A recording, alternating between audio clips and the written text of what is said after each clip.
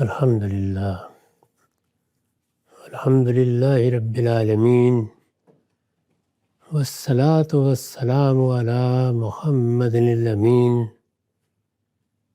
فاعوذ باللہ من الشیطان الرجیم بسم اللہ الرحمن الرحیم۔ خواتین و حضرات، ہم سورہ شعراء کی آیت 105 سے درس کی ابتدا کر رہے ہیں۔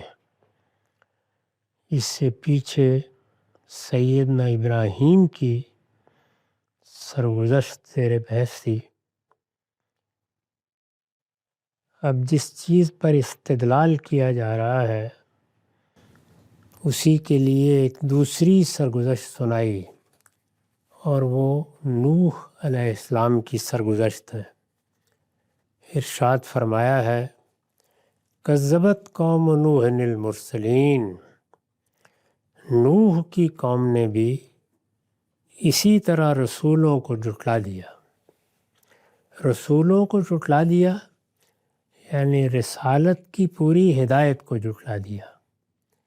یہ قرآن مجید میں اس مفہوم میں استعمال ہوا ہے۔ چنانچہ میں نے لکھا ہے، انہوں نے ایک ہی رسول کو جھٹلایا تھا، یعنی نوح علیہ السلام کو، مگر کوئی رسول بھی یہ دعوت ان کے سامنے پیش کرتا تو وہ اس کے ساتھ وہی معاملہ کرتے جو انہوں نے نوح علیہ السلام کے ساتھ کیا۔ آیت میں مرسلین کا لفظ اسی بنا پر جمع استعمال ہوا ہے۔ اس سے جرم کی سنگینی اور شدت ظاہر ہوتی ہے کہ انہوں نے جب ایک رسول کو جھٹلایا تو گویا سب کو جھٹلا دیا۔ انسان اس دنیا میں جب کسی چیز کو جھٹلاتا ہے تو ایک صورت تو یہ ہے کہ اسے اس کے کسی فرد سے معاملہ پیش آ گیا ہے، یعنی مجھ سے آپ سے کوئی اختلاف ہے یا کوئی شخصیت پسند نہیں آئی اور انسان نے اس کے بارے میں تکذیب کا رویہ اختیار کر لیا۔ ایک یہ ہے کہ اس پورے انسٹیٹیوشن ہی کا انکار کر دیا جائے۔ رسالت ظاہر ہے کہ اللہ کا بنایا ہوا، اللہ کا قائم کیا ہوا ایک ادارہ ہے۔ اللہ تعالیٰ نے جس طرح سے انسان کو یہ شعور دیا کہ وہ اپنی کتاب فطرت کو پڑھے، اسی طریقے سے اس کے لیے یہ اہتمام کیا کہ وہ انسانوں میں سے کچھ لوگوں کا انتخاب کر کے ان کے ذریعے سے ان کی ہدایت کا اہتمام کرے۔ اب اگر کوئی شخص یہ کہتا ہے کہ یہ کچھ نہیں ہے، یہ لوگ اپنے طور پر آتے ہیں اور اپنی کوئی داستان سنا کے چلے جاتے ہیں، اس دنیا میں عام انسان بھی پیدا ہوتے ہیں، وہ پیدا ہوتے ہیں، جدوجہد کرتے ہیں، کچھ کھاتے کماتے ہیں، جو ان کے لیے ایک اسکیم بنی ہوئی ہے اس میں اپنا کردار ادا کرتے ہیں اور دنیا سے رخصت ہو جاتے ہیں۔ لیکن اسی دنیا میں ہم دیکھتے ہیں کہ بعض ایسے عبقری لوگ پیدا ہو جاتے ہیں جو سیاست میں، معیشت میں، دنیا کے دوسرے علوم میں بڑے غیر معمولی نقطہ نظر پیش کر دیتے ہیں۔ اس سے ایک جہان متاثر ہوتا ہے، لوگ اس نقطہ نظر کو اختیار کر لیتے ہیں، اس پر اپنی زندگی کو استوار کرتے ہیں، پھر اس کی غلطی واضح ہو جاتی ہے تو آگے بھی بڑھ جاتے ہیں۔ تو یہ پیغمبر بھی اسی طرح کے عبقری لوگ ہیں، جینیس لوگ ہیں، غیر معمولی صلاحیتیں رکھنے والے لوگ ہیں۔ انہوں نے اس چیز کو اپنا موضوع بنا لیا، اس سے زیادہ اس کی کوئی اہمیت نہیں ہے۔ تو جب یہ بات پورے انسٹیٹیوشن کے بارے میں یا رسالت کے پورے ادارے کے بارے میں کہی جائے گی تو یہ گویا مرسلین کو، رسولوں کو جھٹلا دینا ہے۔ اسی کے برخلاف جب ہم مثال کے طور پر محمد الرسول اللہ کو مان لیتے ہیں تو ہم سے یہ تقاضا کیا جاتا ہے کہ اب جب رسول اللہ کو مان لیا ہے تو گویا اس انسٹیٹیوشن کو مان لیا ہے، یعنی یہ قبول کر لیا ہے کہ ہاں فی الواقع اللہ تعالیٰ نے، ہمارے خالق نے یہ اہتمام کیا ہے کہ وہ ہمارے اندر سے لوگوں کا انتخاب کر کے اپنی ہدایت ہم تک پہنچائے گا، یہ مان لیا۔ تو ایک رسول کے بارے میں اس کو مان لینے کا مطلب یہ ہے کہ اب ہم نے اس پورے ادارے کو مان لیا ہے، اس انسٹیٹیوشن کو مان لیا ہے۔ یہی وجہ ہے کہ ہم سے پھر یہ تقاضا کیا جاتا ہے کہ ہم سب نبیوں پر ایمان لائیں، اس لیے کہ انسان اپنے فکر میں تضادات نہیں پیدا کر سکتا۔ اگر رسالت مآب صلی اللہ علیہ وسلم کو مانا ہے تو پھر اس طرح کے جو لوگ بھی ہوں گے ان کو مانا جائے گا۔ اس میں بحث تو ہو سکتی ہے کہ فلاں شخص وہ ہے یا نہیں، لیکن انسٹیٹیوشن کا انکار نہیں کیا جا سکتا۔ تو جب ہم ایک رسول کو مانتے ہیں تو گویا سب کو مان لیتے ہیں، اس لیے کہ ہم نے اس پورے ادارے کو تسلیم کر لیا۔ اور جب ہم انکار کرتے ہیں تو گویا پورے ادارے کا انکار کر دیتے ہیں۔ اس لیے قرآن مجید نے یہاں پر مرسلین کا لفظ استعمال کیا، یعنی نوح کی قوم نے رسولوں کو جھٹلا دیا، انہوں نے اس ادارے ہی کو ماننے سے انکار کر دیا۔ نوح کی قوم نے بھی اسی طرح رسولوں کو جھٹلا دیا۔ اذ قال لهم اخوهم نوح الا تتقون، جب ان کے بھائی نوح نے ان سے کہا کیا تم ڈرتے نہیں ہو؟ ان کے بھائی یعنی انہی کے قبیلے کے ایک فرد، انہی کی قوم کے ایک فرد، یہاں بھائی کا لفظ اس معنی میں استعمال ہوا ہے۔ جب ان کے بھائی نوح نے ان سے کہا کیا تم ڈرتے نہیں ہو؟ ان کے بھائی نوح، اس پر میں نے حاشیہ لکھا ہے، نوح علیہ السلام ان کے لیے یعنی ان کی قوم کے لیے کوئی اجنبی شخص نہیں تھے کہ وہ ان کی زندگی اور احوال سے واقف نہ ہو۔ اس زمانے میں بستیاں، شہر بہت بڑی نہیں ہوتے تھے، زیادہ سے زیادہ کوئی 1 لاکھ کی بستی ہوگی، تو اس بستی میں ہر شخص دوسرے سے واقف ہے، زندگی باہمی طور پر مربوط ہے، ایک ہی شہر میں سب کی ضروریات ایک دوسرے سے متعلق ہیں، سب ایک دوسرے کے محتاج اور محتاج علیہ ہیں۔ تو اس طرح کی صورتحال میں اگر کوئی انہی میں سے شخص اٹھ کر کوئی بات کرے گا تو یہ کسی اجنبی کی بات نہیں ہے، یہ اپنے جانے پہچانے ایک فرد کی، اپنی قوم کے ایک فرد کی، اپنی برادری کے ایک فرد کی بات ہے۔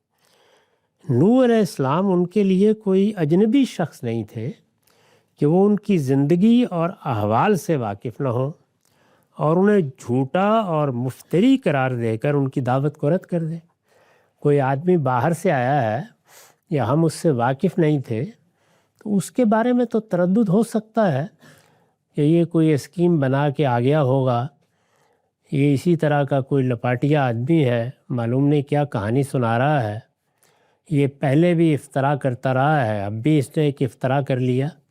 اس طرح کی باتیں کہی جا سکتی ہیں، لیکن جب کسی شخص کو لوگ جانتے ہیں، وہ ان کے اندر پیدا ہوا ہے، اس کے احوال سے وہ واقف ہیں، بچپن سے لے کر اس زمانے تک جب وہ کوئی بات کر رہا ہے وہ اس کو دیکھتے رہے ہیں، تو اس طرح کا شخص جو گویا انہی کا بھائی ہے، انہی کا ایک فرد ہے، اس کے بارے میں یہ بات کہنا آسان نہیں ہوتا کہ ایک ایسی سیرت و کردار کا شخص جو 30 سال 40 سال تک ہمارے درمیان میں رہا اور کبھی اس طرح کی کوئی چیز اس سے صادر نہیں ہوئی، وہ یک بیک مفتری بن گیا ہے، اس نے یک بیک لوگوں کو فریب دینے کا فیصلہ کر لیا ہے۔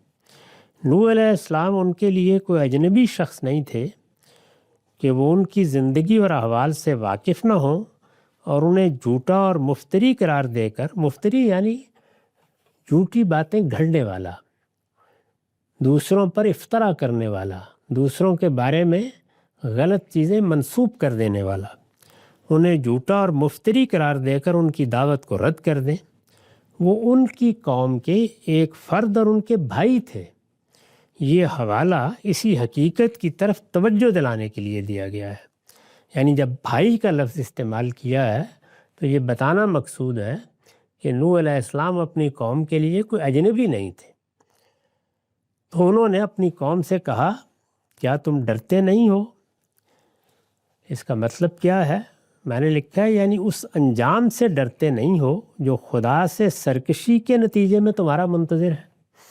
جب کسی قوم کو یا کسی فرد کو دیکھا جاتا ہے کہ وہ لوگوں کے ساتھ بے انصافی کر رہا ہے، وہ ان کے حقوق تلف کر رہا ہے، وہ ان کی جان مال آبرو کے لیے خطرہ بن رہا ہے، وہ زمین پر فساد برپا کر رہا ہے، تو اس کو توجہ دلائی جائے گی کہ خدا کے بندے، کیا تم نے یہ فیصلہ کر لیا ہے کہ تم یا تو ہمیشہ کے لیے ہو اور یا پھر مرنے کے بعد کسی کے سامنے جواب دے نہیں ہو؟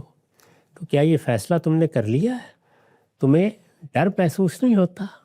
تم اندیشہ ناک نہیں ہوتے کہ اس کے نتیجے میں گرفت ہو جائے گی، پکڑے جاؤ گے؟ یہ بالکل ایسے ہی ہے جیسے ہم لوگوں کو قانون کے بارے میں توجہ دلاتے ہیں کہ بھائی یہ گاڑی چلانے کا کون سا طریقہ ہے اور یہ ہمسایوں سے معاملہ کرنے کا کون سی حالت ہے، خدا کا خوف کرو، ایک دن قانون کی گرفت میں آ جاؤ گے۔ تو اسی مفہوم میں پیغمبر یہ کہتے ہیں کہ کیا تم ڈرتے نہیں ہو، یعنی اس انجام سے ڈرتے نہیں ہو جو خدا سے سرکشی کے نتیجے میں تمہارا منتظر ہے۔ اب وہ بتاتے ہیں کہ میں تمہیں کس چیز کے بارے میں خبردار کرنے آیا ہوں۔ انی لکم رسول امین، میں تمہارے لیے ایک رسول امین ہوں، یعنی رسول، پیغمبر، تو امین کا لفظ یہاں استعمال کیا۔ اس کی وضاحت میں نے لکھا ہے لفظ امین سے اس بات کا اظہار مقصود ہے کہ میں کوئی مفتری نہیں ہوں، میں کوئی جھوٹی باتیں گھڑ کے سنانے والا نہیں ہوں، میں افترا کرنے والا نہیں ہوں، بلکہ خدا کا رسول ہوں، اور جو امانت میرے سپرد کی گئی ہے اسے پوری دیانتداری کے ساتھ تمہیں پہنچا رہا ہوں۔ یہ میری ذمہ داری ہے۔ امین کا مطلب یعنی جو مجھے ملا ہے اس میں نے اپنی طرف سے کوئی ملاوٹ نہیں کی، تم تک بے کم و کاست اس کو پہنچانے کی کوشش کر رہا ہوں۔ ایک امانت میرے سپرد کی گئی، ایک پیغام میرے حوالے کیا گیا ہے، میں یہ چاہتا ہوں کہ اس کو دیانتداری کے ساتھ تم لوگوں تک پہنچا دو۔ میری ذمہ داری کیا ہے؟ بلاغ، پہنچا دینا۔ میں اپنی یہ ذمہ داری ادا کر رہا ہوں۔ تو اس کو انہوں نے لفظ امین سے ادا کیا، یعنی کوئی افترا کرنا یہ تو بڑی بات ہے۔ جو پیغام میرے سپرد کیا گیا ہے میں نے اس میں اپنی طرف سے کوئی ملاوٹ نہیں کی، اس میں کوئی حق کو اضافہ نہیں کیا، میں نے ٹھیک جو سنا ہے، جو پایا ہے، وہ میں کوشش کر رہا ہوں کہ تم تک پہنچ جائے۔ تمہارے لیے ایک رسول امین ہوں۔ فاتقوا اللہ وأطیعون، اس لیے اللہ سے ڈرو اور میری بات مانو۔ یعنی میں تمہیں جو کچھ تم کر رہے ہو اس کے نتائج سے خبردار کرنے آیا ہوں۔ جو رویہ تم لوگوں نے اختیار کیا ہے، یہ سرکشی، یہ ریبیلیس ایٹیٹیوڈ، یہ دنیا میں برائی کو اختیار کرنا اور اس تمتراک کے ساتھ اختیار کرنا کہ کسی کی بات ہی سننے کے لیے تیار نہیں ہو، تو میں تمہیں اس کے نتائج سے خبردار کرنے کے لیے کھڑا ہوا ہوں۔ اللہ سے ڈرو اور میری بات مانو، یعنی میں تمہارا خیر خواہ ہوں، تمہیں میں وہ چیز بتانے کے لیے آیا ہوں جس میں تمہارے لیے فلاح ہے، تو اس لیے میری بات مانو۔ وما اسألکم علیہ من اجر، میں اس پر تم سے کوئی صلہ نہیں مانگتا۔ ان اجری الا علی رب العالمین، میرا صلہ تو رب العالمین کے ذمے ہے، یعنی میرے کوئی ذاتی مفاد اس دعوت سے نہیں ہے۔ میں اس کے جواب میں تم سے کوئی اپنے لیے توقع لے کر نہیں کھڑا ہوا، تمہاری خیر خواہی کا جذبہ ہے جس کے پیش نظر میں اپنی بات تم تک پہنچا رہا ہوں۔ نہ میں نے اس پر کوئی صلہ مانگا ہے، نہ اس سے میرا کوئی مفاد وابستہ ہے، نہ میں اپنی کسی چیز کے حصول کی جدوجہد کر رہا ہوں۔ تمہاری خیر خواہی اور خالص تمہاری خیر خواہی میں یہ بات تم تک پہنچا رہا ہوں۔ وما اسألکم علیہ من اجر، میں اس پر تم سے کوئی صلہ نہیں مانگتا۔ یہ جدوجہد میں کس کے کہنے پہ کر رہا ہوں؟ اللہ رب العالمین کے کہنے پر۔ کس کا پیغام پہنچا رہا ہوں؟ اللہ رب العالمین کا۔ تو اس وجہ سے اپنا صلہ بھی میں اسی سے مانگوں گا، مجھے اسی کے سامنے پیش ہونا ہے۔ میں جس کی ذمہ داری ادا کر رہا ہوں، اجر کی توقع بھی اسی سے رکھتا ہوں۔ تم سے میرا کوئی مطالبہ نہیں، تم سے کوئی توقع نہیں، نہ کوئی ڈیمانڈ، نہ کوئی ایکسپیکٹیشن۔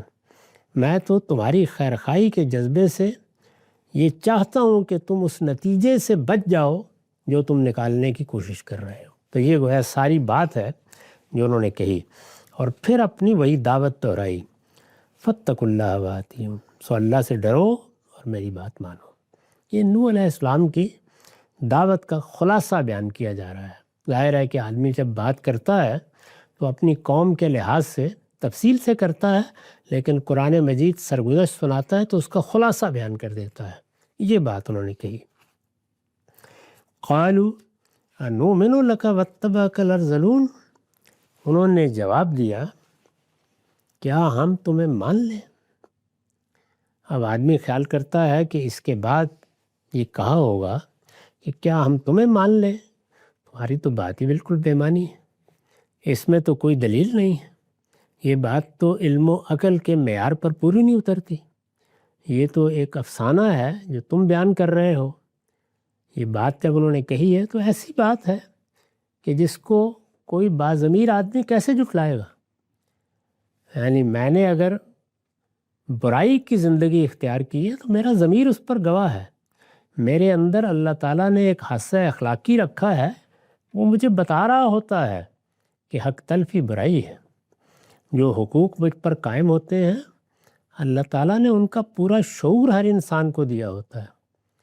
وہ اپنے گریبان میں جھانک کر دیکھے تو ماں کا حق، باپ کا حق، معاشرے کا حق، گرد و پیش کے لوگوں کا حق، ہر چیز بالکل واضح طور پر معلوم ہوتا ہے کہ اس کے صفحہ دل پر لکھی ہوئی ہے، اس میں کوئی ابہام نہیں ہوتا۔ تو اگر انسان ان حقوق کو ادا نہیں کرتا تو وہ جانتے بوجھتے ادا نہیں کرتا، یعنی اس میں کوئی ابہام نہیں ہوتا، ایسا نہیں کہ بات سمجھنے میں کوئی غلطی ہو گئی۔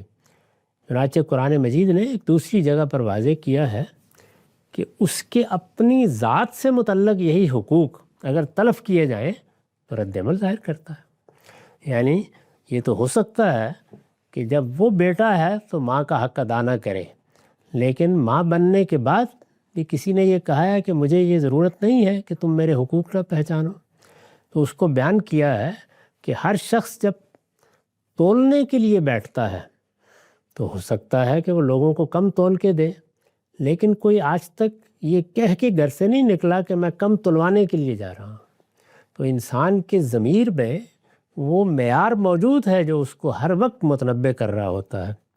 اسی طریقے سے اگر یہ کہا جائے کہ لوگوں تم کو ایک دن جواب دہ ہونا ہے، اس پروردگار کی بارگاہ میں جانا ہے، تو اس بات کے بارے میں کوئی آدمی اگر سوال کرتا ہے تو ضرور کر لے، لیکن یہ بات ایسی ہے نہیں کہ جس کا چھوٹتے ہی انکار کرنا ممکن ہو۔ یہ سمجھنے کی بات ہے، سمجھانے کی بات ہے، اور اگر کوئی دوسرا آدمی کہہ رہا ہے تو سوال یہ ہے کہ میرے مرنے کے بعد میرا کون سا مفاد اس سے وابستہ ہے جس کے بارے میں مجھے خبردار کر رہا ہے۔ تو اس کی بات سننے کے لیے کم سے کم انسان کو تیار ہونا چاہیے۔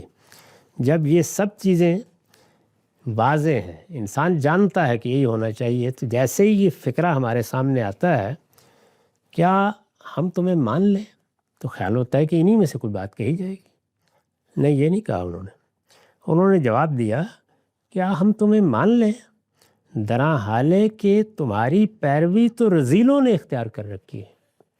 یعنی اب رکاوٹ کیا ہے؟ یہ کہ تم نے آ کے یہ دعوت دی تو یہ کیا ہوا ہے؟ ہمارے معاشرے میں جو ہمارے زیر دست تھے، ہمارے غلام تھے، جن کو کوئی پوچھتا نہیں تھا، بیچارے غریب دائیں بائیں پڑے ہوئے، جن کے پاس سر چھپانے کے لیے بھی کوئی جگہ نہیں تھی، جو اپنی روٹی کے لیے بھی محتاج ہیں، وہ کوئی 5-7 تمہارے گرد اکٹھے ہو گئے۔ تو اب کیا ہم مان لیں تمہاری بات؟ یعنی تمہاری حیثیت کیا ہے؟ اس کو چیلنج کیا انہوں نے، ان کی بات پر کوئی اعتراض کرنا ممکن نہیں ہوا۔ کیا ہم تمہیں مان لیں، درا حالے کہ تمہاری پیروی تو رذیلوں نے اختیار کر رکھی ہے۔ قالوا انؤمن لک واتبعک الارذلون، اب دیکھیے انہوں نے کیا جواب دیا ہے۔ قال وما علمی بما کانوا یعملون، انہوں نے کہا کہ ظاہری حالت میں تو تم جس کو جو چاہے کہہ لو، لیکن اصل میں عزت اور ذلت کا معیار تو انسان کا اخلاق، کردار اور اس کی سیرت ہے۔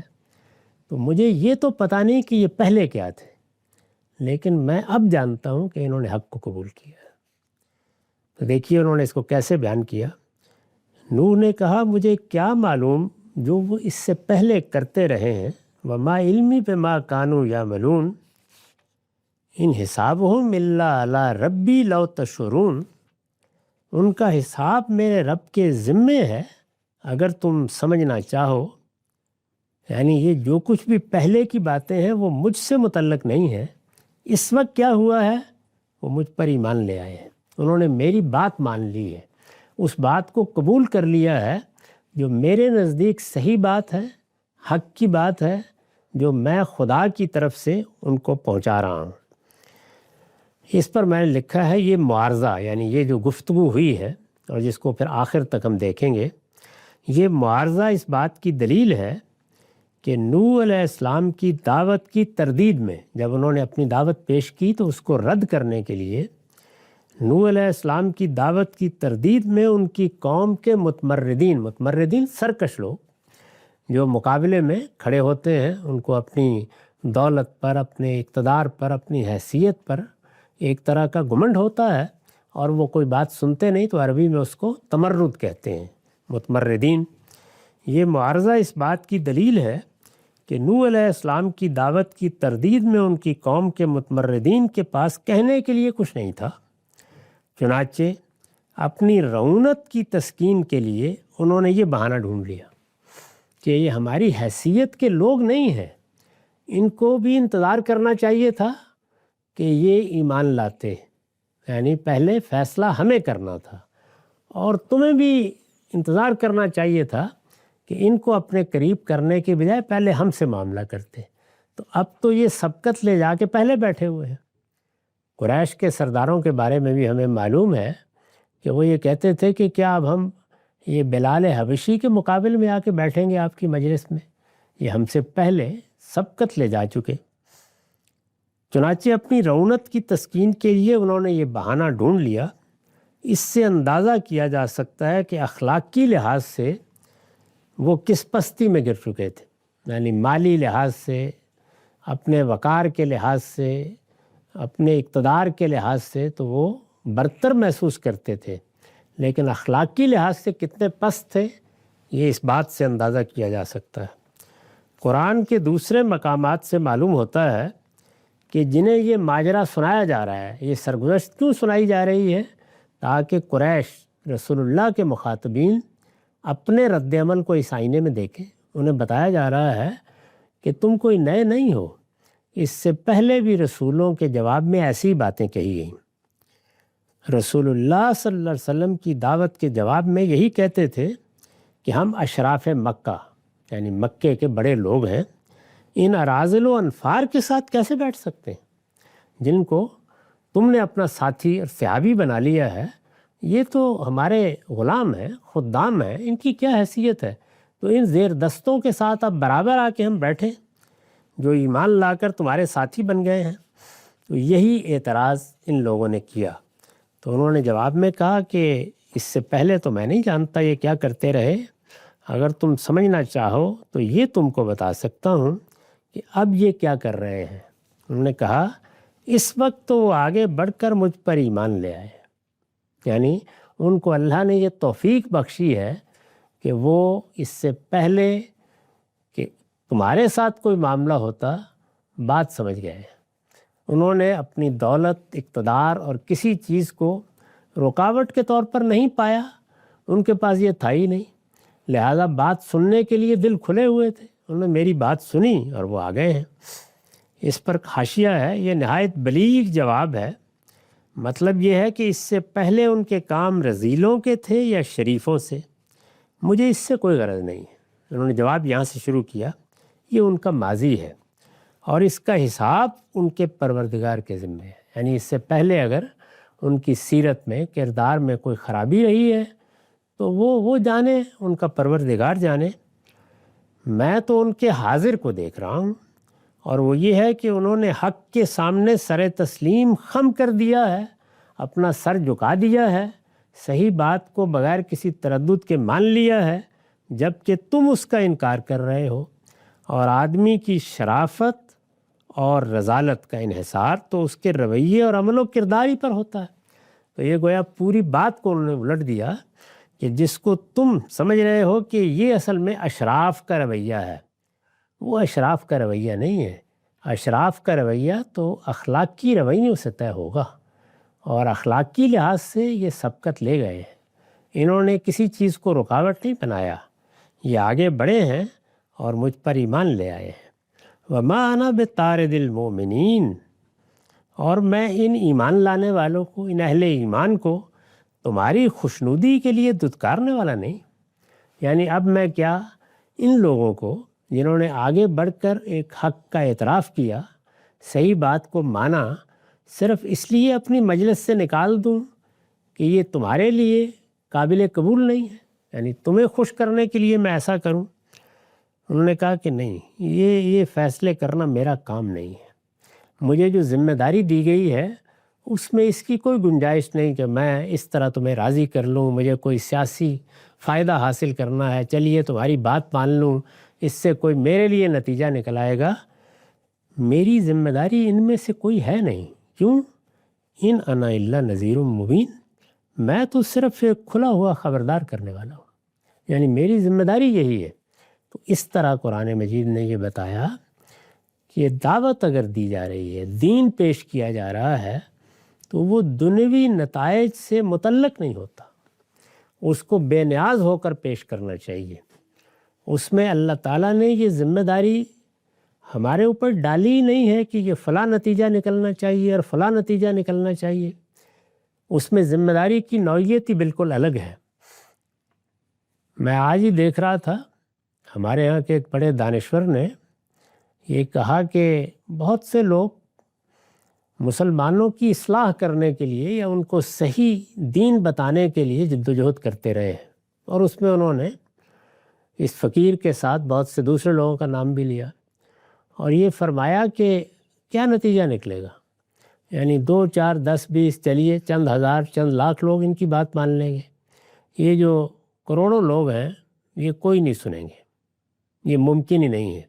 اس کے برخلاف جن لوگوں نے سماجیات میں، سیاسیات میں، معاشیات میں نئے نظریات پیش کیے، پرانے نظام کو چیلنج کیا، ان کی بات لوگوں نے سنی ہے اور دنیا تبدیل ہوئی ہے۔ تو ظاہر ہے کہ یہ ایک بے معنی تقابل ہے، یعنی کسی کے مقصد کو سامنے رکھے بغیر تقابل کر دیا گیا ہے۔ جو لوگ ان علوم میں کوئی جدوجہد کرتے ہیں یا ان علوم میں دنیا کی خدمت کرنے کے لیے اٹھتے ہیں، ان کے نتائج دنیا میں نکلنے چاہیے، ورنہ بے معنی ہو جائے گا۔ یہ دعوت، پیغمبروں کی دعوت، یہ اس لیے نہیں ہے، یہ آخرت کے لیے لوگوں کے انتخاب کی دعوت ہے۔ اس لیے اس میں تو پیغمبروں کی سرگزشتیں سنا کے قرآن یہی واضح کر رہا ہے کہ ابھی نوح جیسا پیغمبر کھڑا ہے، یہ سینکڑوں سال جدوجہد کرے گا، اور آخر میں نتیجہ کیا ہوگا؟ ایک کشتی کے مسافر۔ تو اس کو بیان کرتا ہے قرآن مجید کہ اس دعوت کے علمبرداروں کو بھی یہ بات سمجھنی چاہیے کہ انہیں کوئی بھیڑ اکٹھی نہیں کرنی، ان کی یہ کوئی ذمہ داری نہیں ہے، ان کا کام ہے جو پیغام ان کے سپرد کیا گیا ہے اس کو بے کم و کاس پہنچائے، اس میں اپنی طرف سے کوئی ترمیم نہ کریں، کوئی تغیر نہ کریں، اور اس کے لیے حکمت عملی کے تقاضوں کو سامنے رکھ کر ان لوگوں کی کوئی بات ماننے کی بھی ضرورت نہیں ہے۔ اب انہوں نے ایک نہایت ہی نامعقول اور غیر اخلاقی تقاضا سامنے رکھ دیا ہے کہ یہ لوگ، یہ چھوٹے لوگ، یہ پست لوگ، یہ غلام اور خدام، یہ تمہاری مجلس سے اٹھیں تو پھر ہمارے لیے آ کے بیٹھنے کی گنجائش ہوگی۔ ان کو صاف صاف بتا دیا جائے کہ یہاں تو ایمان فیصلہ کرے گا، اور یہ لوگ جن کو تم اس طرح حقارت کی نگاہ سے دیکھ رہے ہو، یہ فیصلہ کر چکے ہیں، ان کو ایمان کی توفیق حاصل ہو گئی ہے۔ اب اس کے بعد مجھ سے تقاضا کر رہے ہو کہ میں نے اٹھا دوں، میری یہ ذمہ داری نہیں ہے کہ مجھے ہر حال میں تمہیں خوش کرنا ہے تاکہ میری بات ماننے والے بڑے لوگ اس دعوت کو قبول کر لیں۔ ما انا الا نذیر مبین، میں تو ایک خبردار کرنے والا ہوں۔ تو ان انا الا نذیر مبین پر گویا انہوں نے اپنی بات ختم کر دی۔ یہ پوری دعوت کا چند جملوں میں خلاصہ ہے جو نوح علیہ السلام نے اپنی قوم کے سامنے پیش کی۔ اقول قولی ھذا واستغفر اللہ لی ولکم ولسائر المسلمین۔